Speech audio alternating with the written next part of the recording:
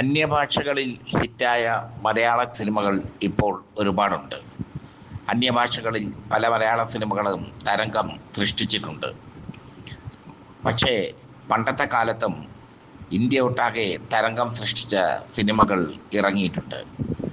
India ഒട്ടാകെ തരംഗം സൃഷ്ടിച്ച രണ്ട് പ്രേംനസീർ ചിത്രങ്ങൾ ചരിത്രങ്ങളാണ്, കമേഴ്സ്യൽ സിനിമയുടെ ചരിത്രങ്ങൾ. അതേക്കുറിച്ചാണ് സിനിമാ കേരളയിൽ ഇന്ന് പറയുന്നത്.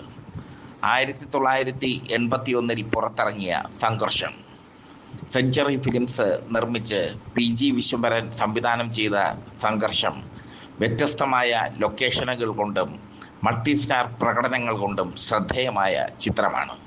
ഇതിലെ നായകൻ പ്രേംനസീറാണ്.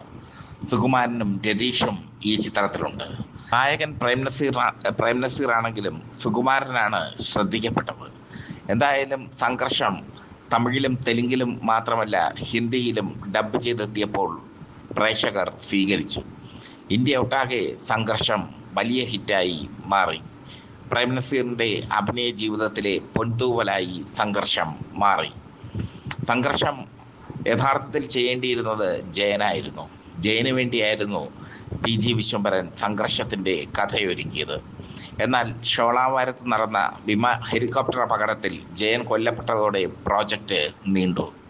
പിന്നീട് പ്രേംനസീർ അഭിനയിക്കുകയായിരുന്നു. പ്രേംനസീറിൻ്റെ റോൾ യഥാർത്ഥത്തിൽ ചെയ്യേണ്ടിയിരുന്നത് ജയനായിരുന്നു എന്നതായിരുന്നു ശ്രദ്ധേയം. പ്രേംനസീറിന് വേണ്ടി കഥ മാറ്റി എഴുതി കഥാകൃത്ത് ഗോപി. ഈ ചിത്രത്തിൻ്റെ സംഭാഷണം ഒരുക്കിയത് SL പുരം സദാനന്ദനായിരുന്നു.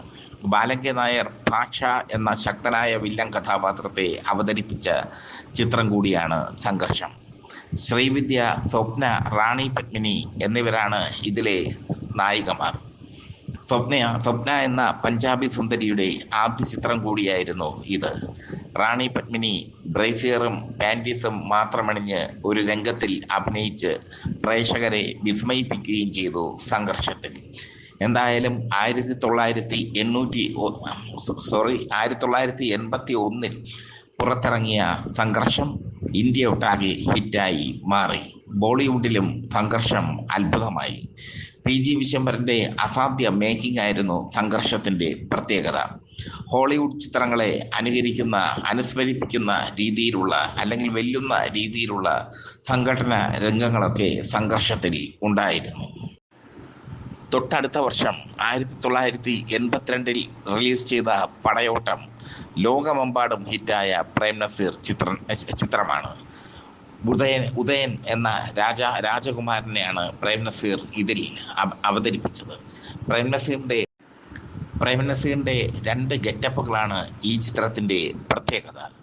ഈ ചിത്രം അന്ന് ലോകമെമ്പാടും നേടിയത് 1 കോടി രൂപയാണ്. കാലം 1982 എന്നോർക്കണം. ഒരുപാട് മുതൽ മുടക്ക് വന്ന ചിത്രമാണ് പടയോട്ടം.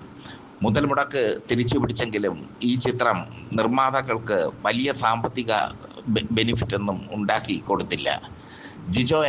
ജിജോ പിന്നൂസാണ് പടയോട്ടം സംവിധാനം ചെയ്തത്. പടയോട്ടത്തിന് പടയോട്ടത്തിൻ്റെ കഥയൊരുക്കിയത് ഗോവിന്ദൻകുട്ടിയാണ്. തിരക്കഥ എഴുതിയത് പ്രിയദർശനാണ്.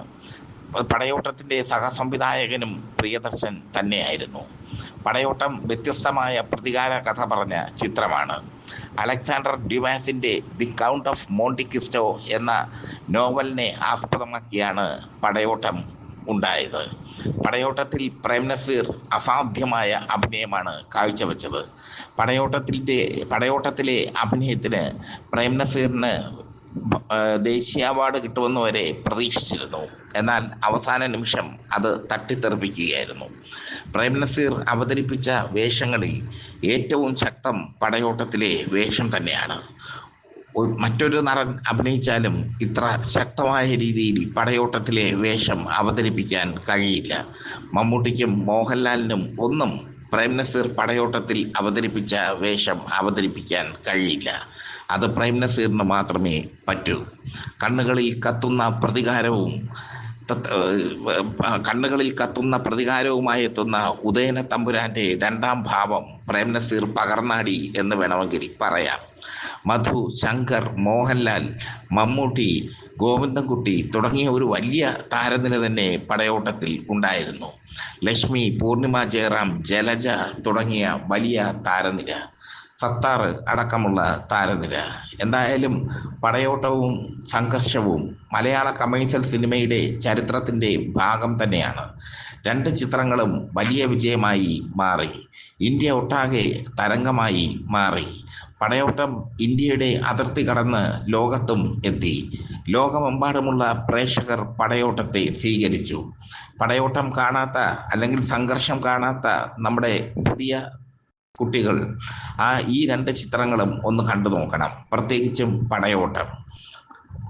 തകർപ്പൻ ഷോട്ടുകളും തകർപ്പൻ ഡയലോഗുകളും ഒക്കെ പടയോട്ടത്തിൻ്റെ പ്രത്യേകതയാണ്.